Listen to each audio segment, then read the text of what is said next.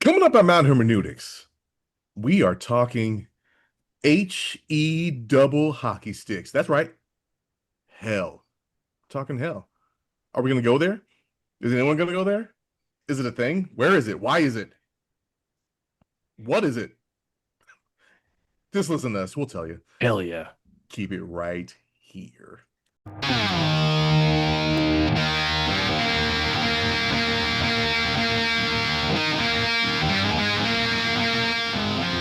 You're listening to Mount Hermeneutics, where three Marines give their perspective on God, faith, and spirituality with a heavy lean on the divine council worldview.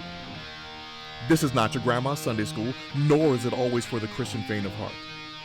Nothing about who we are or what we say make us experts. But you better believe we'll have a take, and perhaps it won't suck. I do it for money. I do it for less. So this part won't be in the show. Prob's not. I think this is going to be a short show. So this whole thing. But then this- again, we never have a short show. This show tonight? Yeah. We've Oh, never had a short show. I got stuff to say, man. Okay. Okay. Well, then strike that. We'll just be here all night. So I think Mount Hermeneutics is free and available on all podcast platforms, including YouTube, simply by searching for Mount Hermeneutics. And if you can't spell hermeneutics, just look at whatever thing you're watching or listening to right now and just, copy and paste. If this is your first time with us, I am Andre. That's Matt. That's Brian. Fellas, what's happening? Howdy. Guys, how have y'all been? I made my third annual Pilgrimage? pilgrimage to Tracktown, USA in Eugene, Oregon, where my son ran the 100-meter dash to finish fourth in the semifinal, not making the final. Came home on crutches, always fun. And Crutches. he has probably a torn hamstring. Is it the same hamstring that's been? It's the same hamstring, different spot. Oh. So he had a hamstring. For anyone who has not been following the We just need to chronicles cut the whole hamstring out. of Cooper Pips, he's his very first race of the year in March. He yanked his hamstring at about the 20-meter mark and had to exit the track, and had not made his way back until July, which is a long time, which means he missed the entire season to include practices. So he didn't even work out. So the fact that he could just show up one day, wake up off the couch, and qualify to go to nationals is impressive in its own right. And then to, succeed in the first round and get into the semifinals of the national championship, best country in the world to run. I mean, for example, the final, two guys ran 9.8s and did not make the team. There is no other country that has that problem, including a high school dude who came in fifth that ran a 9.92, breaking the high school record, and he came in fifth. So, fun stuff. And another high school guy in the 800-meter made the team, 16 years old. Wow. In the semifinal, I was watching it live, coming around about the 500-meter mark. He kind of bumped into someone and stumbled and fell back to 7th place and worked his way all the way back up to second. Wow. Yeah, 16. He'd be such a great Marine. He'd have a 300 PFT. Do they sell hamstring insurance? Promote. Lloyd's of London probably does on your legs. I remember there was a football player named Willis McGahee. He was a running back for the University of Miami, and he shattered his leg in the national championship game.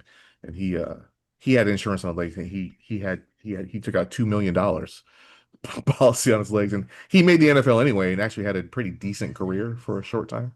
Yeah. Until injuries mounted up, but yeah, it's a thing. It seems like if you have a higher, well, I don't know. It seems like it would be cheaper just to insure the hamstrings.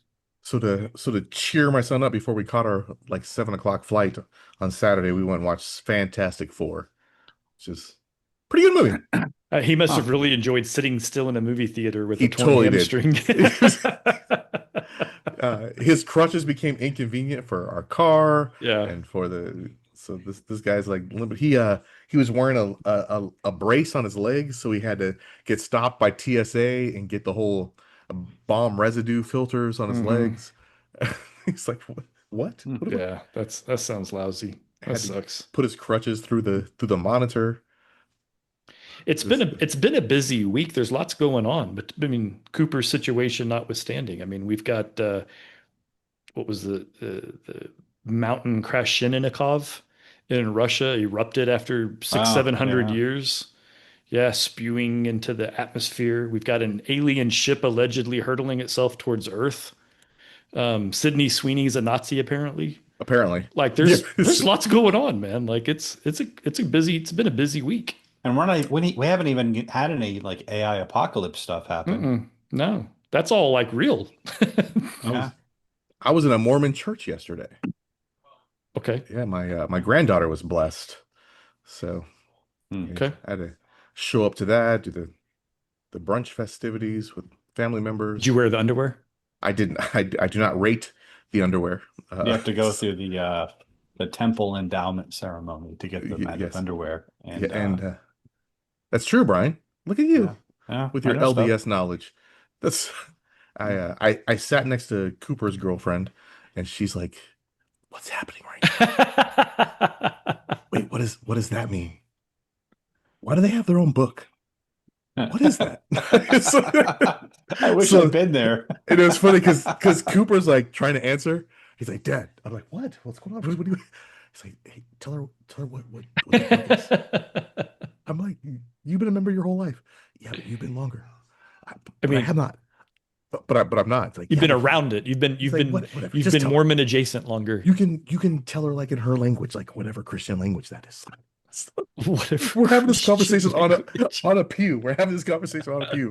Like, If well, people I want to don't. shush you, but you're the family of the event. So right, yeah, Yeah, okay. yeah. I'm the Tau Ely Elys. That's what I have a hard time not heckling in churches. Any kind of church, even churches I love. Boo! What? How do you heckle in a church?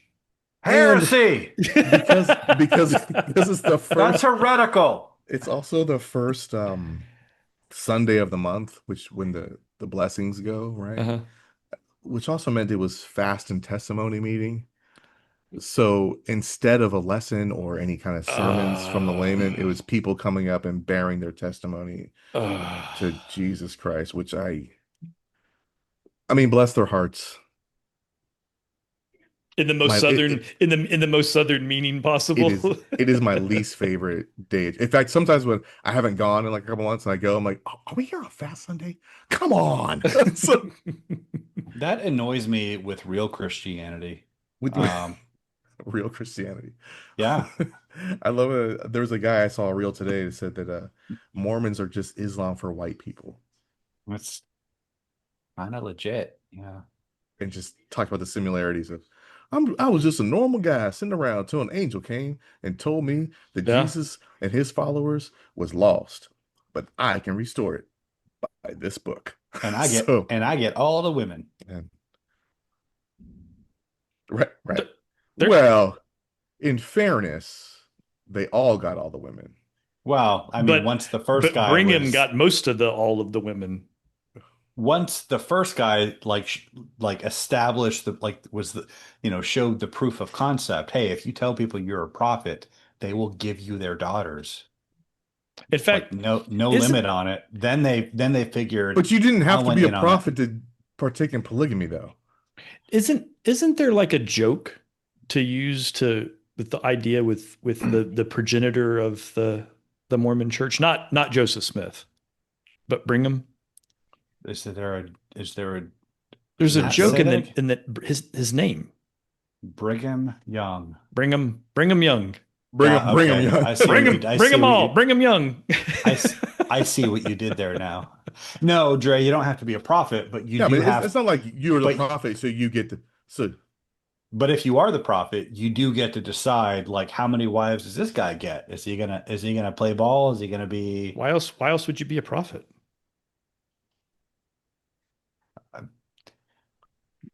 I mean, what you mean? Why else? Brian's like, What? Brian's like, do you need me to answer that? Like, cause Like I, why? It Like got quiet. It was a rhetorical question. It he's was like, a I joke. have an answer for that, but do you really need one?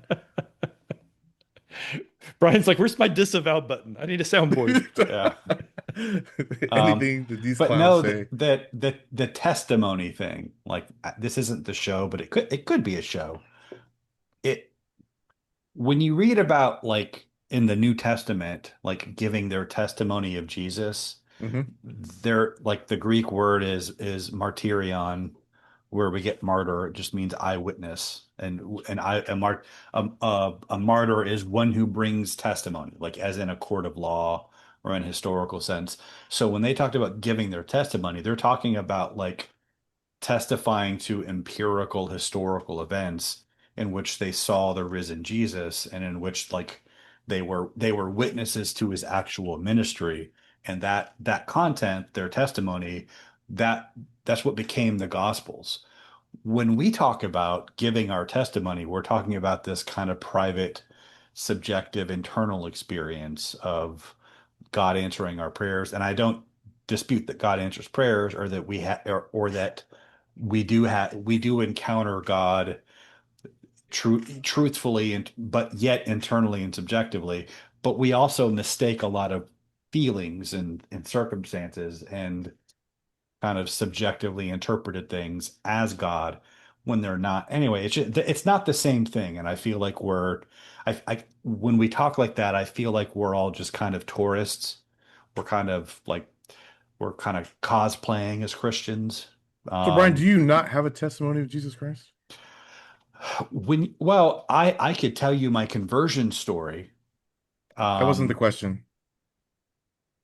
It's pretty yes or um, no. no, Okay. Okay. not in the sense that the New Testament is talking But about. what about the sense that we're talking about? What about the sense that modern vernacular? Like, I think it's well established that we are not witnesses from Uh, 2000 years ago. Sure, but the fact that you have people going around today calling themselves apostles in the new apostolic reformation, that does kind of expose the fact that we haven't really thought through the epistemology of the New Testament, like what belief is and what it's founded upon. We kind of think like in the New Testament definition, an apostle is an eyewitness to Jesus. Um, you can't have that today unless Jesus is making appearances, but that's not even usually the claim today. Today's so-called apostles are just claimed to be specially appointed to authority. But This apostolic thing you're speaking of is the fringe. That's not the standard. I feel like what do you're what do you think combining this two different concepts. what do you think the standard is? Not people calling themselves apostles. That is not the Sure, standard.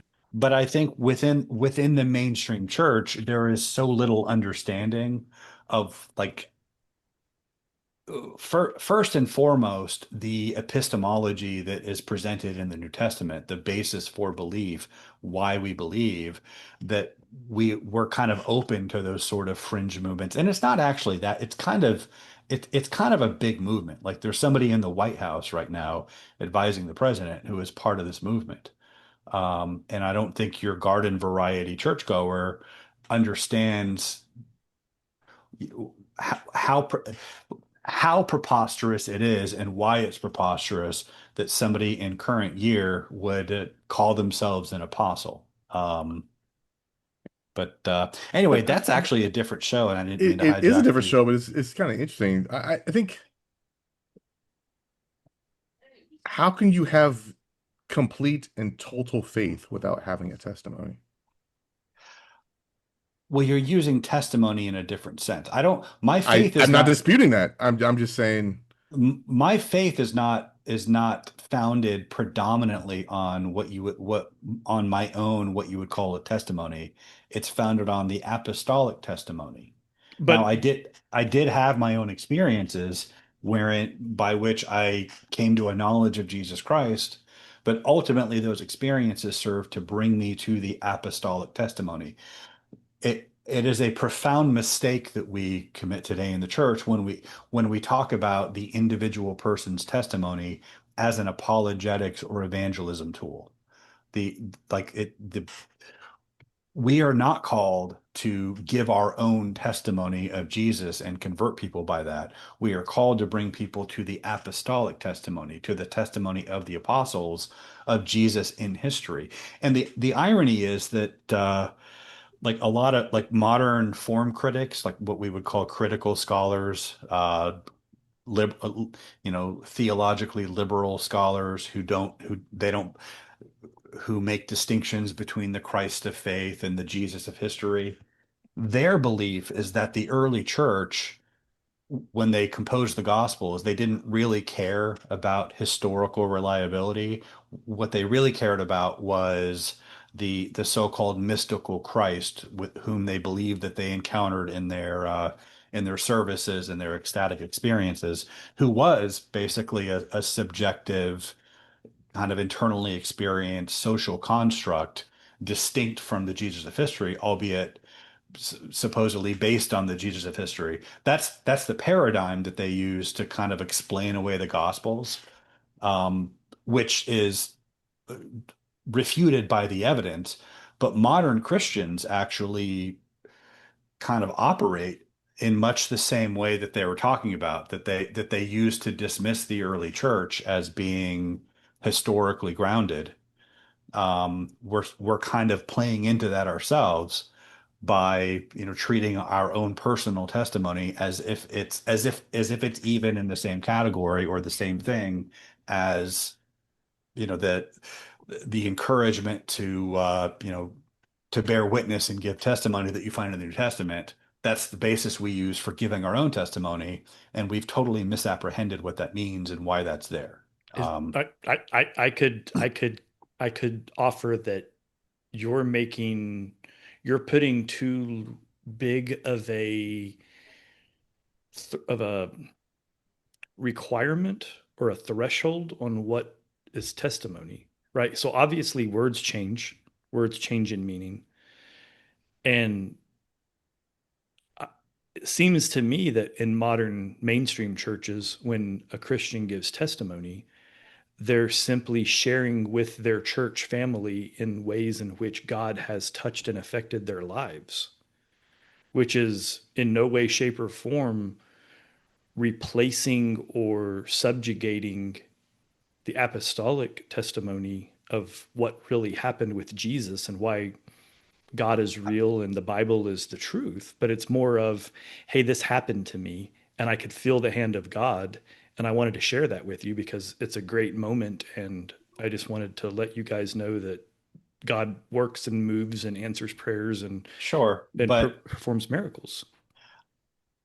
I think there is a conflation though.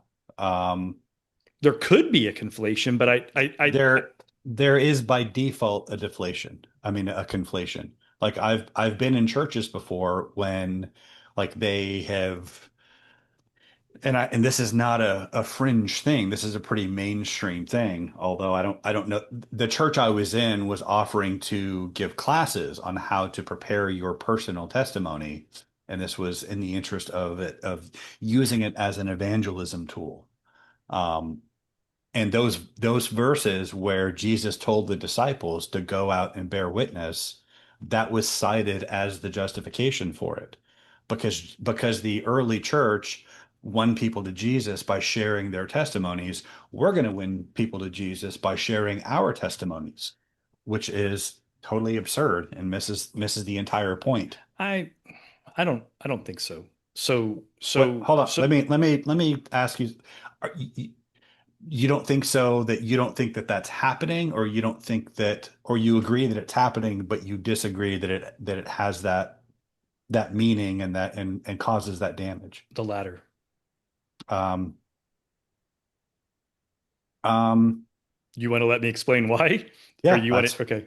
that's So, so in your own testimony, which you've told multiple times, at least to me, maybe only once on the show, um, I don't think I've while ever done it on the show. while you well, you could tell it, but we're not going to call it a testimony because that would offend you and then you would refuse to tell it. But your experience that led you to, and I'm using your own words, you just said it was an experience that led you to the apostolic testimony, right? I'll play the word game. Had that not happened, you might not have been led to the apostolic testimony. In the sense of making fishers of men, that was the bait on the hook. The hook was the Holy Spirit or Jesus or the Bible or whatever reality you want to put in place. But that experience that you experienced that you believe was very real was the bait on the hook. And using that analogy and keeping with the fishers of men thing, if we were to go out and use our personal stories to bait the hook, to then artfully reel the fish in, right? You're not conflating, you're combining. And it's a healthy, appropriate combination because Or you're stepping. your experiences are just as real as the experiences that happened to the apostles. You just weren't firsthand with Jesus when they happened. It was still God, Holy Spirit, some combination thereof. Um,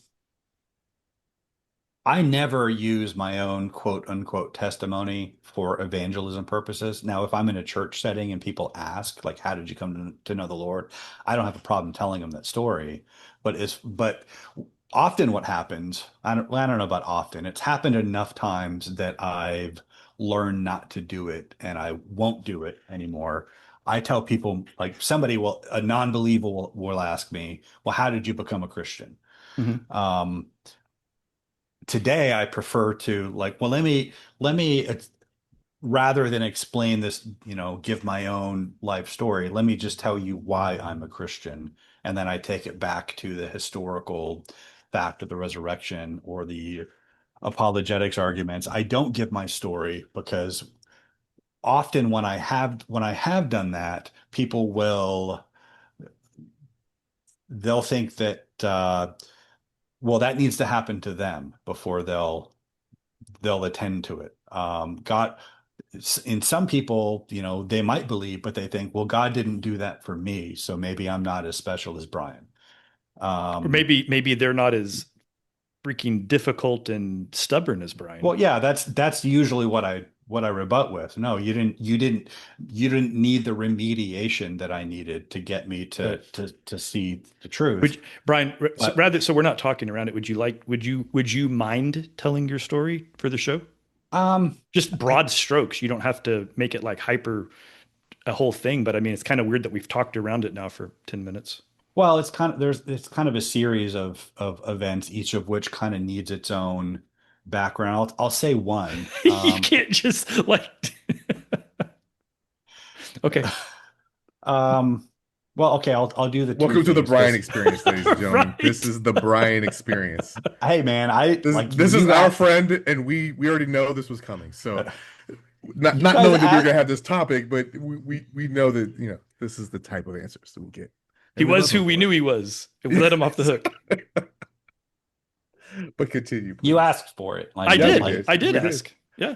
as I have stated my reluctance to do so, but all right. So when we were in Pensacola, Florida, you might remember that band Live. They did Lightning I'm a Crashes. big fan. Love You that might song. you might remember I was like huge into them. One Saturday, I went to the CD store. This is back in the 19th century. I mean, the 20th century when The we late had 1900s. the late 1900s when we had CD stores. Probably took your car.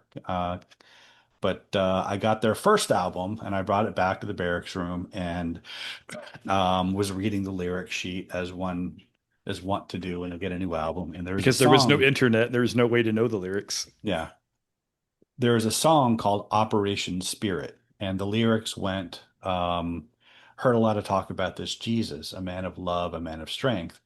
But what a man was 2,000 years ago means nothing at all to me today. And as I'm kind of singing along and I get to that, like I just sort of like I wasn't a believer at the time.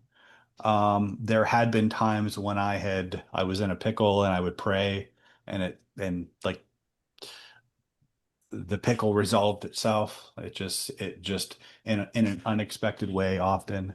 So I kind of like, but I wasn't exactly a believer, but I was going to hedge my bets. If God was up there, I didn't want to piss him off. But What's the philosophical term for that? The hedge betting, bet hedging? Pascal's wager, I Pascal's wager. guess. Yeah, yeah. Although I had never heard of Pascal's wager, but it was Right. No, I just was just for anybody that's following along at home. There's a whole philosopher that a whole ass philosopher that came up with yeah. this theory. Which I hate Pascal's wager, by the way, but that's a probably a different show. Um, Hopefully, are we going to need to change the intro to this yes, show? it's Yeah, fine. It's fine. I guess we're not doing This the is like other. when you almost joined a cult. It's fine. Okay. So I got to that part of the song and I just couldn't like I couldn't bring myself to say that. And it seemed like kind of a big declaration to make without knowing what I was talking about. But I didn't know who to ask. I didn't know like how do you even investigate this? This is pre-internet, everyone. And so I prayed, I turned the music off and I bowed my head because that's what I'd seen the TV preachers do. And I asked God, if you're up there and you're listening, what am I supposed to think about this Jesus? Who is he supposed to be to me today? I said my amen, and I kind of figured if God was real, then he could send an angel to explain it to me, or he could, give me a loud booming voice from heaven, or he could write it in letters of fire in the air in front of me, or whatever. He's God. He can do whatever he wants and however he wants. And so I gave him an appropriate amount of time to answer, and nothing followed. So I went back What to was your appropriate amount of time? probably like, okay, that's that. And um, a couple weeks later, maybe even a week, like I was outside the barracks at the smoke shack. That little shed outside the barracks where everybody went to smoke and hang out in the evening or all day. You know what I'm talking about, right? If you're asking me, yes, I know what a smoke shack is. I thought you were saying it as a rhetorical for the Well, listeners. I was talking to you guys. But yeah, it's like you guys had been there. Hung, I we'd have all in been fact there smoked in before. the smoke shack. Yes. Yes. So this one day, a bunch of us are out there, and I look up in the sky, and it's a clear blue sky in Pensacola, Florida, probably in the spring. Um, and there's not a cloud in sight except for a cross made out of clouds, just sitting in the sky. And the the vertical beam was perfectly vertical, the horizontal beam was perfectly horizontal. They were even kind of tapered a little bit toward the ends. Like it was clearly, to my mind, it was the product of a mind. There was and like there were no skywriters around. And like the first thought that like as I'm looking at it and registering what I'm seeing, it first struck me that like this looks like the cover of the Weekly World News or the National Enquirer or something, which is those tabloids that they used to put in grocery store lines that had these outlandish stories about like, Elvis was abducted by aliens, or, Bat Boy ate my baby or something. But then it struck me that no, I'm seeing this. This is here. And I kind of jokingly pointed it out to people around me. Um, Other people saw it too. Some were astonished as I was. Others kind of, laughed it off. And it didn't even occur to me that was my answer. But I kept thinking about it, and then it kind of occurred to me later on that, oh, that was God answering my question. I asked who Jesus is, and he put the sign of Jesus in the sky in a way that only he could. Um, and then a few months later, like you and I had finished school in Pensacola, drove to Oklahoma in your car. So I was on leave, and we were going to go off to our duty stations.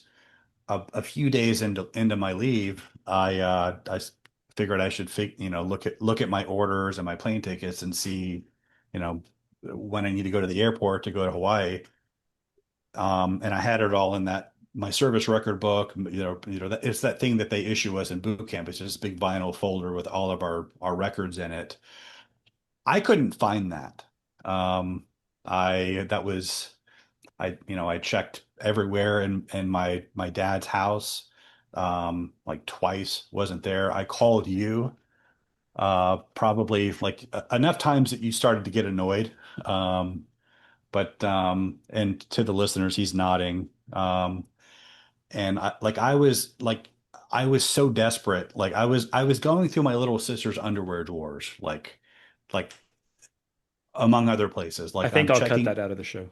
I'm checking every nook and cranny in the house looking for this thing, and I cannot find it, and I don't know what to do about it. I called Company K in Pensacola, and I'm like, hey, what happens if a Marine loses their stuff? And they're like, well, Devil Dog, you better find it. And I'm like, okay, but surely in the entire like 250-year history of the Marine Corps, it would have been 218 at the time. But anyway, surely in the entire 2 century history of the Marine Corps, this has happened to someone before me. There must be a procedure in place. And nobody could tell me what that was, but it was just Devil Dog, you better find it. Which is the most Marine answer Yeah. ever. Um, and so once I was kind of like at the point where like I can't do anything about this. Like this is completely like there's absolutely no more struggle that I can undertake to find this and get myself out of whatever trouble this is gonna bring upon me. I'm just gonna resign myself to the fact that the sky is falling. I can't stop it. It's happening. So I'm just gonna play some Sega Genesis. Um, Actually, I was watching TV. I was flipping through the channels, came to the 700 Club, and there was a woman giving her testimony. Um, but I started thinking about that cross that I saw in the sky and all the times that like God had answered prayers of mine when I was in a pickle. And so I turned the TV off and I prayed and asked, God, if you get me out of this, like I don't know how, but you're God, you can conjure a new SRB out of the air and drop it in my lap in front of me.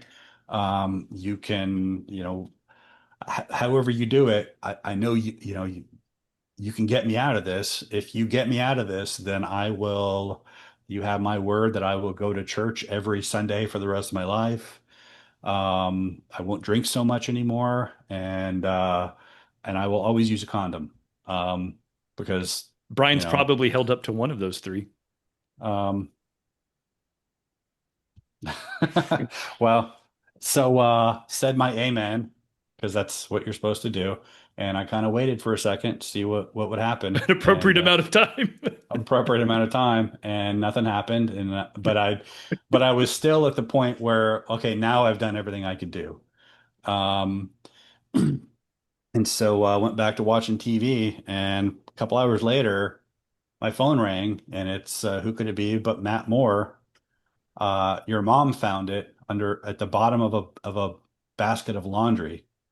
Um, and you couldn't explain how it got there, but so I got in my dad's car and drove from Edmond to Moore to pick it up. And the whole time I'm kind of like, well, would she have been doing laundry if I had not prayed? Um, did God really answer my prayer? Do I really like have to go to church now? Um,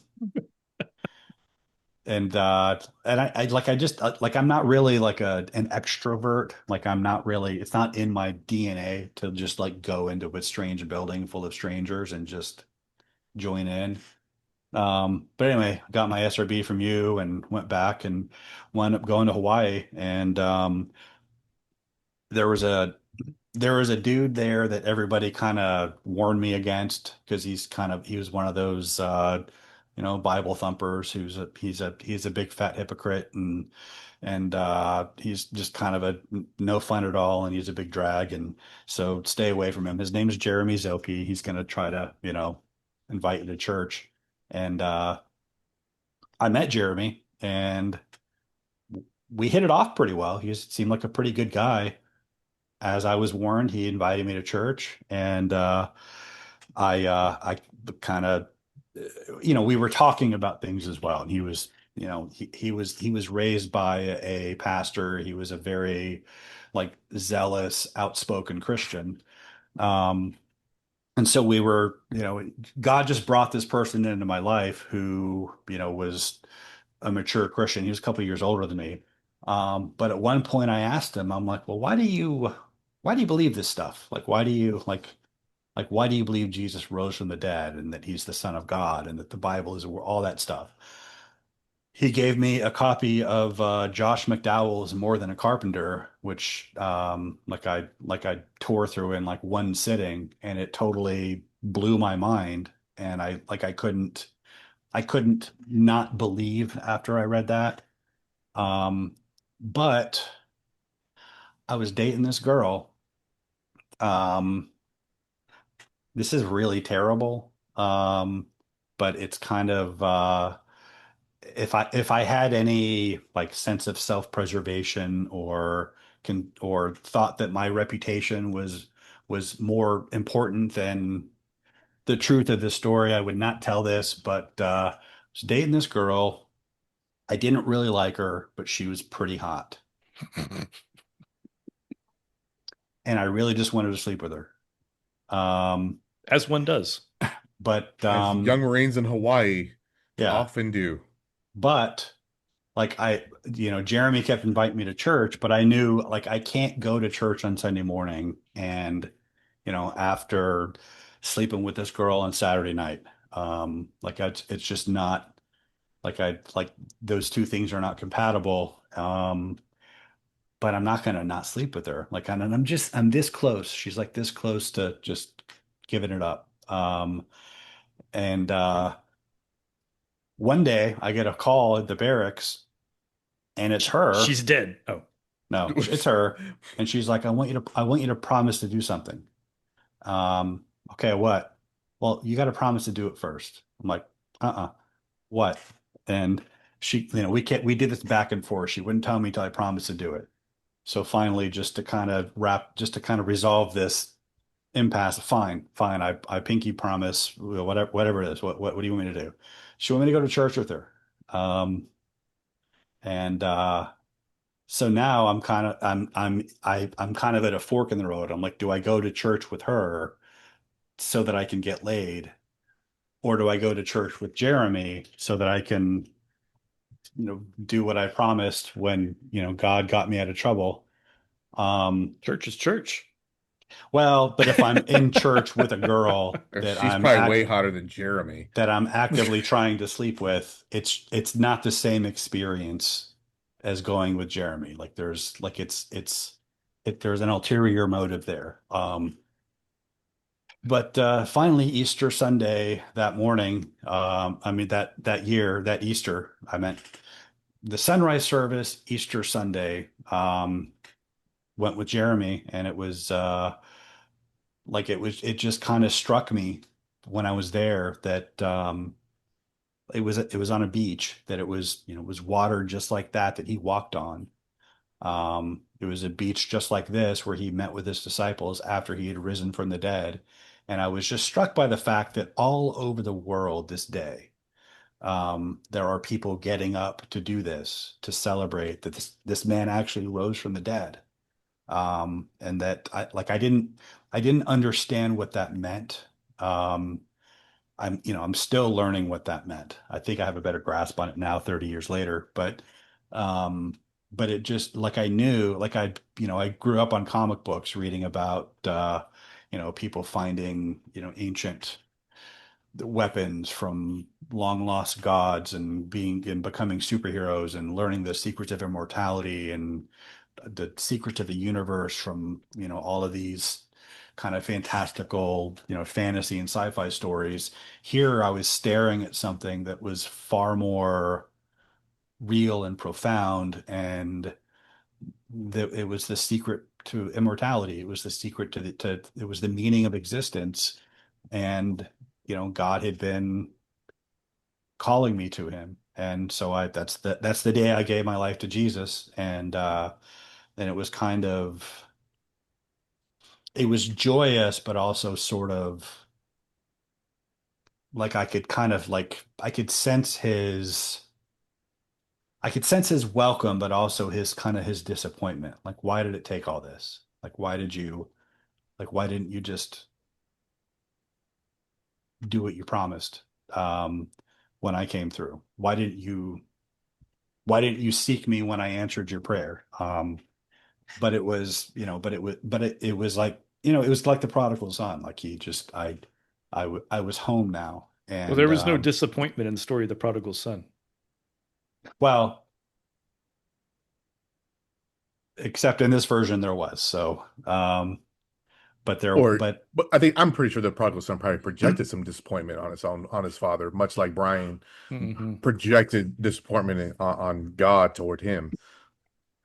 I I'm was just thinking, guessing. I was, I'm speculating there. I'm picking up what you're putting down. but and That's a great testimony, Brian. but it's not. I don't tell that story for evangelistic purposes because, um, one, you have to take my word for it. I could be crazy. I could be punching up the drama. And that's also a part of the whole like church culture around testimonies. Like there's this kind of social pressure to like tell a good story. Um, when you don't have to. And really, I think that one, it reflects poorly on me that it took so much, that God had to, had to answer my prayer, had to give me a sign I to don't think get it me to come to reflects him. poorly on you. I think it simply reflects on you. We're all like that. Like you're not unique in your poor decision making and overall sin nature. But a lot of people pray that prayer and they don't get a cross in the sky. Um, Yet they still believe.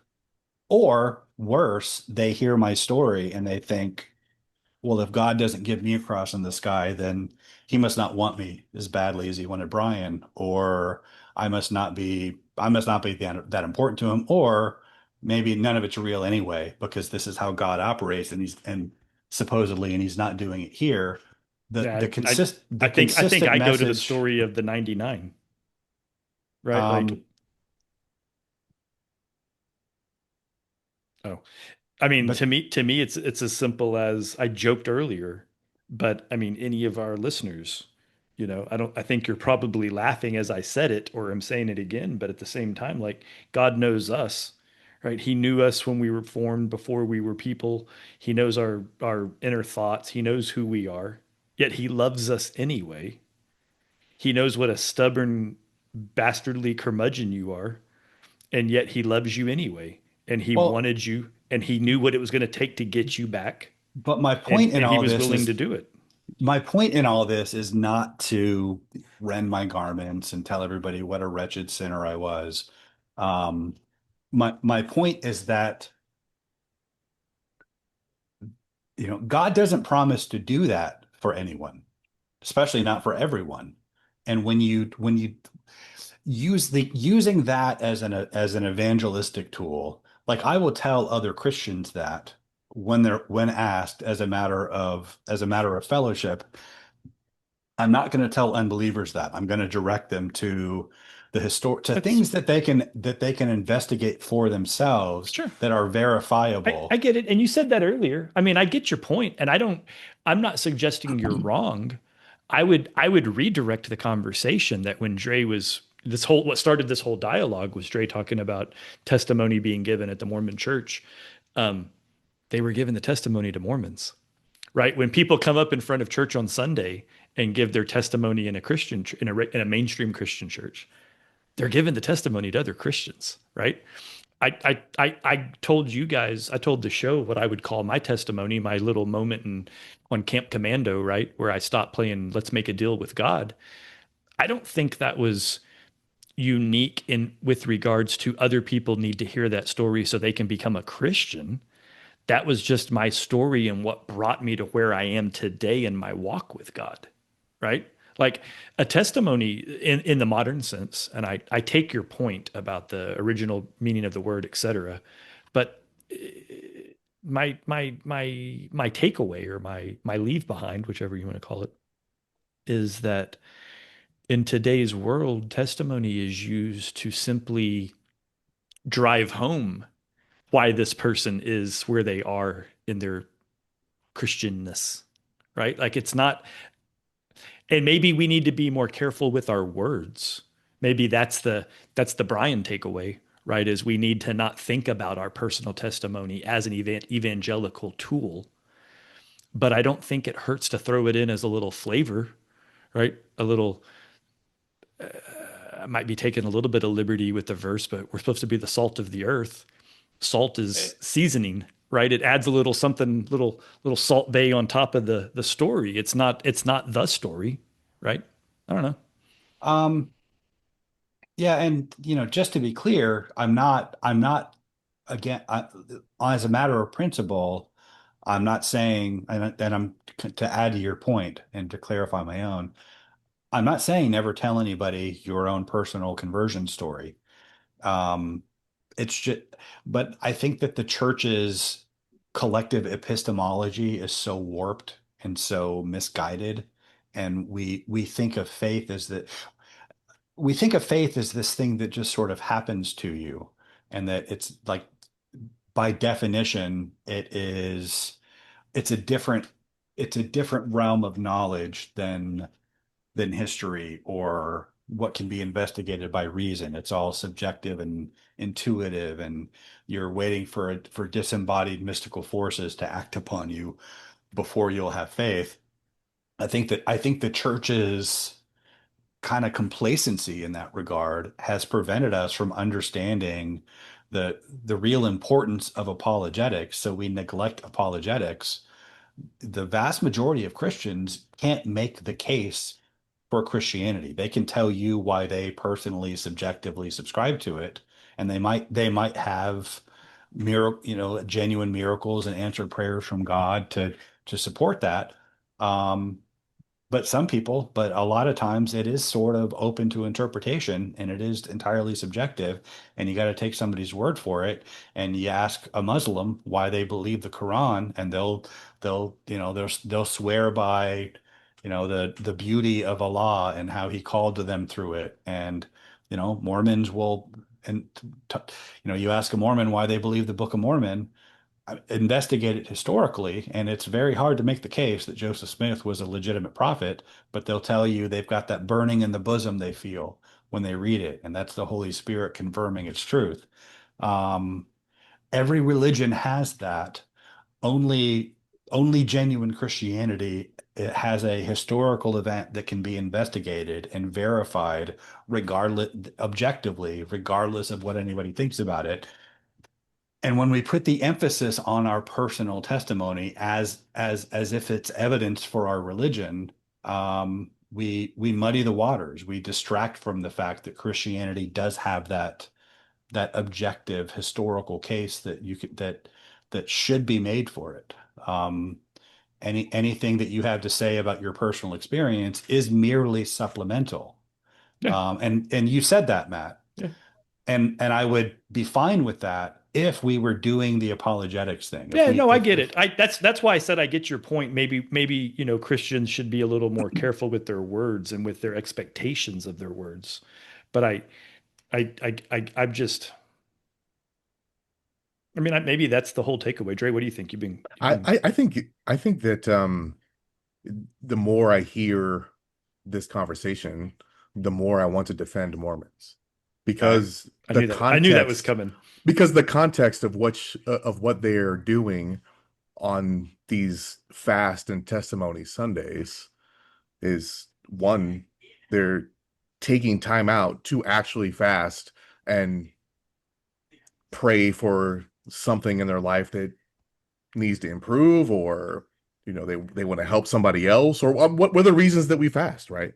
Um, Also, the I think he's the first counselor. He was up and he kicked off the ceremony and basically said, "Hey, during this time, you know, I invite you to think about moments this week or this month that you felt the closest to God. What are some things? Can you go back over your, last month and think about moments that you were closer to God? And if you can't do that, then maybe you need to make an effort." And in fact, because my granddaughter was blessed that day and the prayer for the blessing was given by her father, my son-in-law, he got up and bore a testimony. And basically he just, I felt close to God this week in preparing my daughter and just understanding how wonderful and close my family is, and people would travel and come to see this. And he was talking about how he's a US Marine. And when you're a Marine, oftentimes you do not do things or speak the way that's conducive to being close to God. So he made an effort to recognize God in other people. And I'm paraphrasing because it was yesterday and I remember I was kind of tired. But basically he just And you were said, busy explaining and coaching up right, yeah, Cooper's sorry, girlfriend through the whole thing. yes, yeah, Yes. yeah, yeah, yeah. And that I think that is he's like, I felt closer, and because I made an effort, I feel closer to God as I make that effort. And things this week is just working out for me. So that's my testimony to of faith and prayer and walking the walk. Um, and most of the testimonies were like that. They would come up and say, "Hey, this week, uh, I was, basically feeling a certain way, and then I remembered, hey, I should probably surrender to God a little bit, and then I did, and then things were better. Things were better today." Or they would come up and say, "Hey, look, I just want to tell you that I know this is true. Anyway, amen. Goodbye." So I don't think that is the emphasis, as you would put it, on believing, or I think that it is purely supplemental, and the fact that they do it once a month as a reminder, I'm not positive it's a terrible thing. I hate it because I don't like people stand up there and crying and giving tissues, and Is you know feeling close to God the same as being close to God?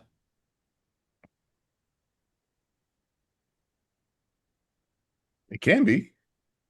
How do you know you're close to God if you don't feel it? Um, so so the answer would be yes. It not necessarily, but yes. And then Well, what's feeling? I mean, so well, knowing you're close to God, it makes you close to God. Believing that you're close to God is makes you close to God. So you're saying that thoughts in your mind that are formed are more genuine or more uh, applicable when it comes to walking with God than a feeling? um, well, really, I just asked the question. But it's like it seems Well, I like guess you my short can't. answer is yes. Okay. Um, uh, And I you, understand that not all feelings are that, but why would you ask? Why are you asking me this? well, because I think the obvious answer is no, that feeling close to God is not the same as actually being close to God. Feelings are subjective. They often lie to us. Many will say to me on that day, Lord, did we not prophesy in your name, and in your name drive out demons, perform many miracles? On that day, I will tell them plainly, I tell you the truth, I never knew you. Away from me, you evildoers. Um, Feeling close to God is not the same thing as being close to God. But And what you this just cited is not a feeling. What you cited was knowing. What you cited was believing. What you cited was them taking steps and saying things. That's not a feeling. And I think I believe that feelings are being mischaracterized when I'm saying these right now. Um, I think it's all encompassing. You do and you act and you be, And part of all of that acting and being is thinking and feeling. Um, But and to are say that feelings are subjective, well, so are thoughts. sure. Um, yeah, I 100% agree. Okay. Um, So I guess a better but term is to reality experience. but reality is objective. It's there whether you believe it or not, whether you agree with it or not. And if Christianity is true, which I am persuaded that it is, um, it should be verifiable beyond our feelings. When we center upon our the thing about feelings is that nobody can tell you that you're like what you feel that you're experiencing is wrong. So that makes it wonderfully convenient for all the different religions out there that can never be falsified because they're all predicated on feelings. Um, that's why God revealed himself in a way that is knowable and verifiable. You can investigate the resurrection as a historical event. You can invite people to challenge you on it. They don't have to take your word for it or believe or the sincerity of your feelings one way or another doesn't matter because the evidence is the evidence. Logic is immutable and you can show your work and people can challenge it and show you where you're wrong and offer better arguments and it can be battered around. Feelings can never be Nobody can ever be disabused of their feelings, especially if we're treating feelings as our compass for finding God. And I mean to and I hate to put it so bluntly, but Mormonism is not true.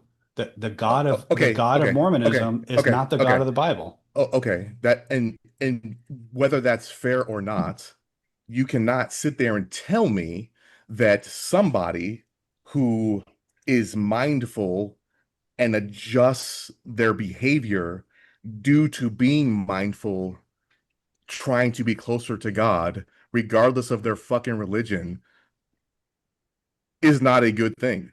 And that it's not helpful, and that it's not a thing that can and will bring you closer to God. To Well, say that but I'm you're not hold walking on. in the way of Jesus because as I'm a Marine, I'm not thinking about these things. But then when I shift my focus to the things that are God and mindful, Well, but you're things are you're better. you're kind of baking the conclusions into your premises, though. Like the way that you're framing it is you're presupposing that Mormons checking themselves and conforming to Mormon standards of behavior, that's the same as seeking and knowing God. That's the very thing that's in question Bro, here. I'm just defending testimony, dog. That's what I'm doing. So if you want to say that every single Mormon testimony is bullshit, then fine. And you can say that out loud into the public, but that's not what I'm defending. I'm defending that somebody who believes that they're a Christian and that they have a testimony of Jesus Christ and they're saying these things, they are in fact walking closer to God. And if you don't believe that, I'm okay with you saying that, but I'm not going to say it. Hmm. Yeah, I am saying that. I'm saying that that's No, I not know you are. like I'm not beating around the bush, I don't think. No, not at all. But I, I'm you defending and I'm defending testimony as a whole. right. And I think that, by the way, I think this is a great conversation. I don't think, Dre and I are disagreeing, obviously, but I think that for mainstream Christians listening to this, when we're talking about, I mean, Dre, I appreciate you being protective of, your Mormon background and your Mormon family. But and I I believe that everything you're saying is sincere and from the heart. And to mainstream Christians who understand that Mormonism is a false religion, this is making my whole point for me. a bunch of Christians can sit around and give their testimonies and feel very fervently about it, and they will do so just as fervently as Mormons. That doesn't make it true. It doesn't make it true for Mormons and doesn't make it true for Christians. And that's the whole point that I'm making is that the epistemology laid out in the Bible, it's objective. It's not tied to personal subjective feelings. It's tied to evidence and reason that can be investigated and verified. And I mean, I think I've made that point enough, So but what's investigated and verified today?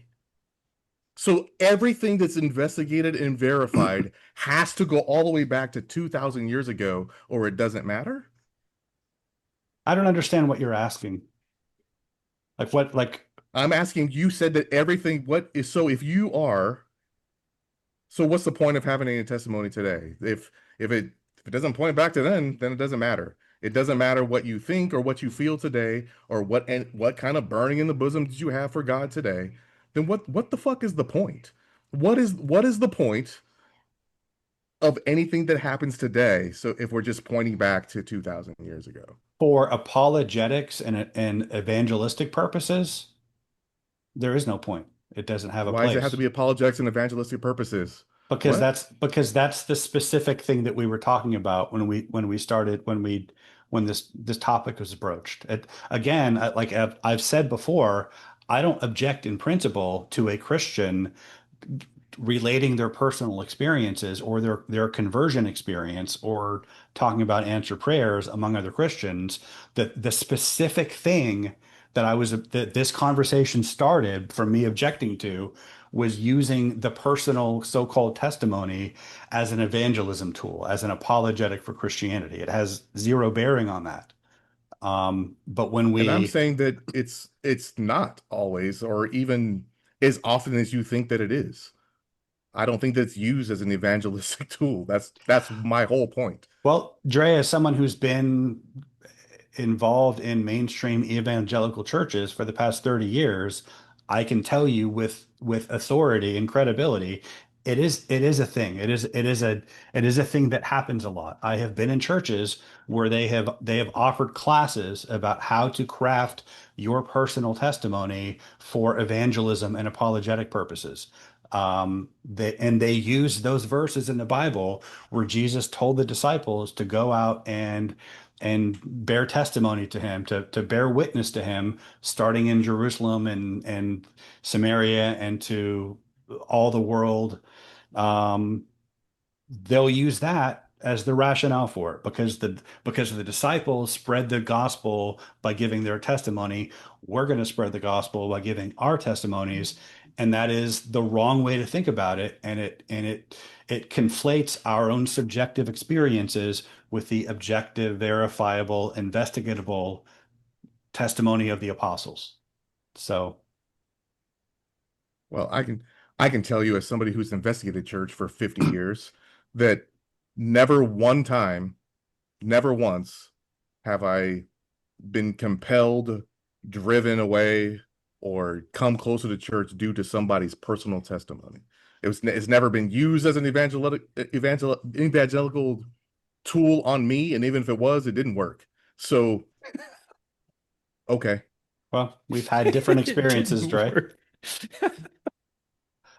I mean, I don't know what to tell you. We've had different experiences. I think that the strangest thing about this conversation, to come full circle, is I think the three of us are actually all in extremely violent agreement with this core concept. Obviously, there's stuff around the edges and some chewy stuff in the middle that might be different, but I think on this topic of testimony, I think we're actually in agreement, which is strange, despite the I I despite the little the friction that occurred there because of the start towards the end of it. I don't think that I think you and I might be in Dre some just agreement. said he agrees with you. I don't know. He seems very disagreeable right now. He seems very violently agreeing is my point. That's why I said extremely violently agree because what he just closed with agrees with you. Well, it disagrees with your personal experience, but he agrees with your broad premise Okay. Yeah, and my of and my thing is that to me that isn't the premise. right, To me it's people sharing. right. And if you don't have a personal story to share, then how can you be personal? And if you can't be personal, how can you talk about things like God? So to me, like, cool, we can get the fundamentals and the evangelical approach, but if everything that you do and you say is evangelical, Straw man. then what no, it's not a straw man. Well, I mean, You're telling me that finish your point. My apologies. I shouldn't have. my point is that I thought you were saying something else. And is how can you should be personal because life is in person. And the things that you how can you even come up with a topic of discussion if you don't feel a certain way about it? Right. Tell me, what are you even thinking about this? Okay, interesting. Then let's broach this and let's talk about it. Okay, so you feel this way, but did you know that the facts of the matter is this? Oh, nice. Well, then well, maybe that's going to change the way you feel about something. That's okay. and I Like, think that was kind of the point that I was trying to make also is when I made if everything my is clinical, if everything is clinical and a teachable moment, I'm going to go back then to saying straw man because it's not a straw man. Explain well, how it's a straw man. you're pushing back against a point I never made. Like I didn't say shut down all of your feelings. Don't ever use your feelings. I'm saying for the purposes of establishing the truth or falsehood of a religion, your feelings aren't they're not relevant. No, that's not what he said. That's I actually not never what he said. not even remotely close to No. what I said. Well, So but my That's not point even the is same fucking ballpark. no. Like, I'm talking about feelings being unreliable in a very specific sense, But and you're making it sound like I'm eschewing all feelings whatsoever and telling Christians to just to turn off their feelings. no. That's not we're the what Vulcan Christianity. that's not what he said. So Dre was responding to your point that only the things that happened 2000 years ago are relevant in an evangelical conversation. That's And not what I said. that is precisely what you That said. is absolutely not what I said. We could stop the show and pull the tape back, but Dre asked you, so if it didn't happen 2000 years ago, it's not relevant to the conversation. And you said, no. No, I had him clarify, and I don't know I don't know why I have to keep saying this because I specific. I mean, I said from the start that I'm not in principle opposed to people sharing their personal experiences or talking about their conversion story. You remember me saying that, right? Mm-hmm. Okay, I said it a few times. Mm-hmm. So clearly I'm not disparaging people sharing or following their feelings in a general sense. My point was that the way that we use the testimony, and Dre disagrees that this is happening. Dre happens to be incorrect because I've seen it happen a lot with my own eyes. When we conflate the personal testimony with the testimony of the apostles and apply it to the same purpose, that's what I'm talking about. That's when we think that that is an epistemology of belief as a foundation for our Christian faith, for why we believe Christianity is true, that is and Matt said wrong that we are and all unbiblical. violently in agreement, Mm-hmm. Drew. Mm-hmm. Yeah. Okay. Yeah, and we're in agreement Okay. Yeah. Yeah. violently, Yeah. Almost super violent. super violently. This almost feels like the first fight between Omni-Man and Invincible.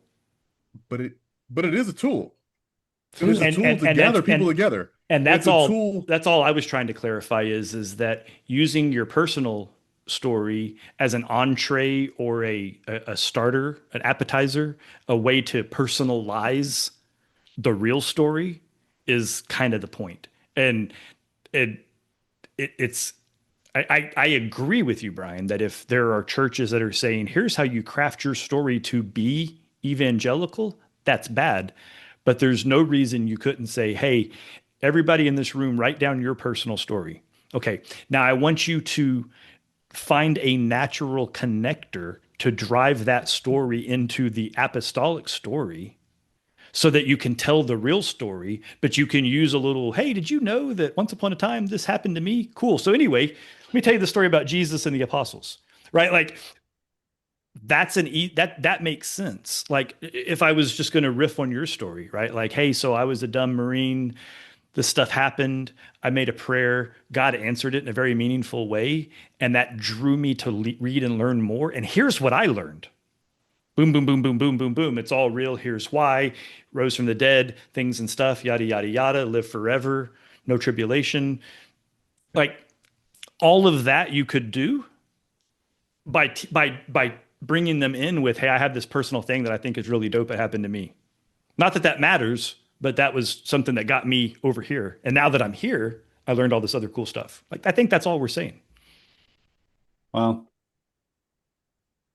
I think we're kind of going back and forth, so I'll just That's fine. Yeah. I'll leave that as it is. I think I've been pretty clear on Yeah. what I'm trying to convey there. Yeah. But and I would say that a bunch of Christians or a bunch of Mormons sitting around giving their quote unquote testimony, I would agree wholeheartedly that this strengthens social bonds, that this makes their fellowship stronger, that makes their their collective sense of identity and identification with each other. It certainly strengthens all that. That doesn't mean it's true. Sure. I think that's fair. That's entirely fair. But I think, but then Dre had a really interesting point that if you're a Christian and you're deep in your walk, but you don't have a personal story, what are you doing? Like, how could you not have a personal story? Yeah, it should affect your life. Absolutely. But that's not always, the form these always take is some, well, Well, I would I'll tell just you leave the it at form that that. it did take, but it's a false religion, so it doesn't fucking matter, right?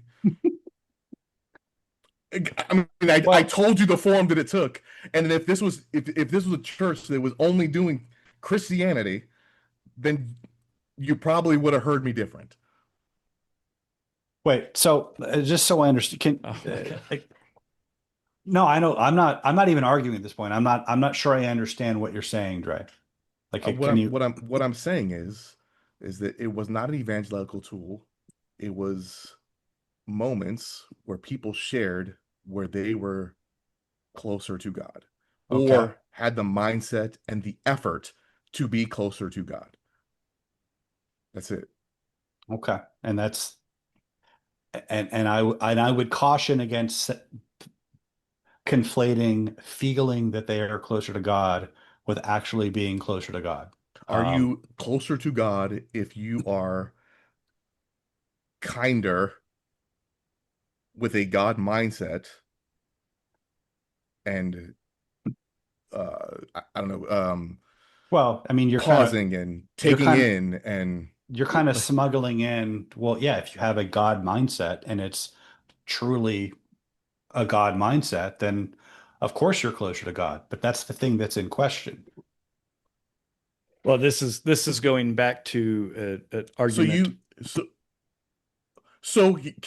so can you not pause and take a time out of your life or day and realize that you are stepping further from God and then recalibrate yourself? And shouldn't you? If you know God in the first place, then sure. But that's the very thing that's in question here. So if you know God, then you're not going to step away? Is that what you're saying? That you won't No, need a recalibration? I'm saying that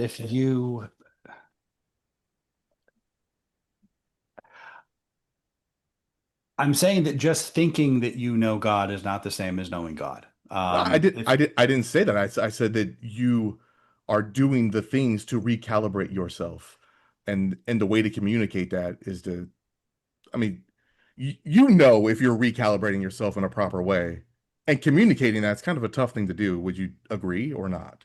Sure. Okay. Well then, due to our Like, and I don't think we're talking about exactly what the, you know, the I mean, I think we're somewhat off topic from the testimony thing. We So are. I'm not even sure what's being debated right now. Well, for sake of my sanity, this conversation's never going to move anywhere because both of you are playing table tennis with, can a person who's worshiping quote unquote off center ever become centered? And Brian's going to be hell bent that a Mormon will never find God because they're so far away and they're worshiping the wrong God. That's why I took Mormons off the No, I table know, in the that's last. but Brian's not wavering from defending that point. So this, I missed when you took Mormons off the table, yeah, but like yeah, it seems like, the fact that you're, speaking within that context, if Mormonism isn't Christianity, what does it even mean to talk about, having a God mindset or centering yourself in God if it's not really God? And that kind of illustrates my whole point, which is that, you can have all of these kind of social pressures and this belief system that tells you that you know God and you're good with God, and being in a group of people and being persuaded by groupthink and the power of suggestion. You're surrounded by people who are affirming this belief. It takes it out of the realm of rationality and into the realm of subjective feelings, and that's how a lot of religions operate. And this whole idea of the personal testimony, when we now, if it was a healthy church that was, and I'm not, and I'm not singling out Mormonism, by the way. Like, I'm applying this to, most mainstream churches that don't acknowledge the primacy of apologetics in conversion and evangelism. Most do not.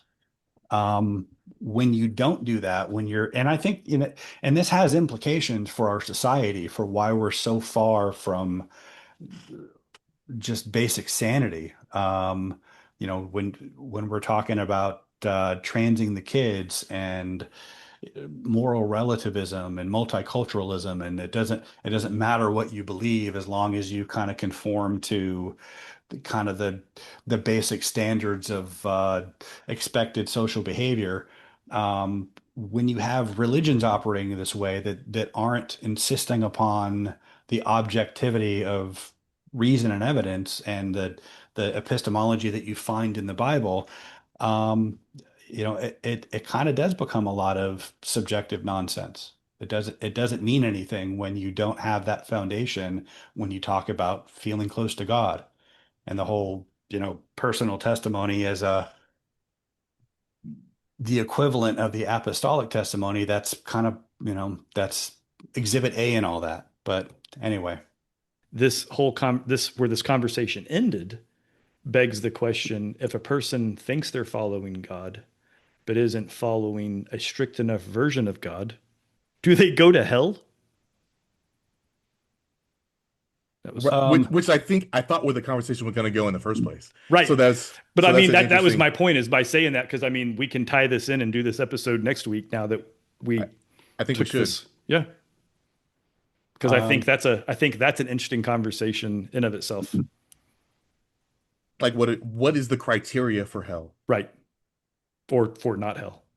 If we're, right. Well, hell, I'd rather seems like the focus on criteria. not More hell, people will go to hell like cake or than death, right? Cake, well, please. I mean, of course. well, hell, I'll take cake, please. hell is actually the default. Is it? Yeah, sad to say. Yeah, Right, So, we'll find out next week. okay. All right. Same bat time, same bat channel. All right. Well, okay. Well, Well, listen, this took a weird turn with testimony. Um, do- James Bundy, I know you were on your floor with your kids and you had your notes out. We could talk about hell, just like we talked about Barnabas, Got to come back next week. and it didn't happen. You gotta tune in again. And mom, I know you're gonna be like, "What? I thought we were okay." And mom liked Superman episode, by the way. She's a George Reeves gal because of the time that she grew up. Of course she is. Yeah. So and she and she and she probably agreed with me too. It's just She said it was really, really good. I was a voicemail. I didn't talk to her. I should call her and find out what her real thoughts were. But yeah, this Should party be, shot, yeah. saved rounds, Matt. Um, no, I'm surprised Brian didn't take my bait when I slipped in the no tribulation in my yada yada yada of He eschatology. I he kind of laughed and like not as like he was like, ooh, I Uh, sneered. I oughta I sneered. yeah, I did a disavow. He pushed the button. I amused Disavow. myself when I stuck that in there. yeah. And I was actually thinking fast because I was like, I just yada yada yada. I'm like, crap, I got to throw some heresy in there. I'm glad you understand that it's heresy. Oh, I Brian, mean, do you have save rounds, Mr. Irvin? No, I think I've kind of shot the same blank several times already. So So with that, hey, thank you for hanging around this far. Um this could be a cool thing to comment on. And if you comment on this, I promise I will personally react. I will personally react. He will engage. like it. is that I will a personally is that a engage. I think I'll say this. I will engage with every comment that is put down on this episode Uh-oh. On YouTube, you're saying on specifically? YouTube. Yeah. On So YouTube you got to go to specifically. YouTube, even if you're downloading and listening on your podcast. Just go to YouTube and just go straight to the comments. You don't got to watch it again. But hit Right. like. Go to the comments, say what you got to say, and I will personally engage with every single comment that is put on this show. I will read them all, I'm gonna go make and I comments. will be just as snarky as I ever do. He probably will, and then I'll he's gonna get his family to start commenting. Mm, Sam the J Dub, and so okay. So with that, I'm gonna say stay enlightened. Stay curious for goodness sake. And we'll see you next week where we talk about actual hell. Go buy some American God Eagle bless. jeans. yeah, you Nazis.